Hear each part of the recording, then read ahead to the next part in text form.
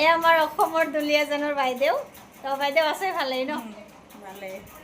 তো আপুনি কিমান দিনৰ পৰা ইয়াতে আছে সেইখিনি কৈ দিয়ক আমাৰ 9 মাহ হৈ গ'ল ইয়াত অহা কিডনি ডনেট বাইদেউ কিডনি ডনেট কৰিছে বাইদেউৰ হাজবেণ্ডক ডনেট কৰিছে দুলীয়াজানৰ পৰা আহিছে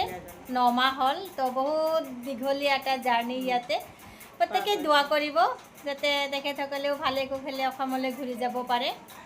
তো আমাৰ অসমৰ ফেমিলি আৰু আছে এতিয়া আমাৰ বাইদেউ দাদা মানে সুস্থ আছে কোনো অসুবিধা নাই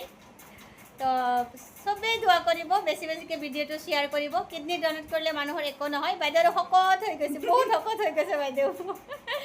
ময়ে চাগে কেৱল লিনথিন হৈ আছোঁ তো প্ৰত্যেকে দোৱা কৰিব যাতে যাৰ কিডনি ৰোগী আছে সিহঁতে যাতে ভালে কুশলে পৰিয়ালৰ মানুহক মানে যাতে কি ঘৃণা নকৰে কিডনি ডনেট কৰে এইটো আটাইতকৈ মূল্যৱান কথা ধন্যবাদ থেংক ইউ